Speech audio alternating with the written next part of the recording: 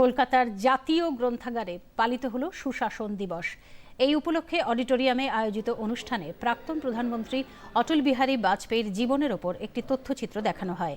এছাড়াও অটল বিহারী বাজপেয়ীর বর্ণময় কর্মজীবনের নানা ঐতিহাসিক মুহূর্তের ছবি রাখা হয়েছে সেখানে। রাজ্য বিজেপির প্রাক্তন সহসভাপতি বিশ্বপ্রিয় রায়চৌধুরী বলেন, জেলায় জেলায় আজ সুশাসন দিবস পালন করা হচ্ছে।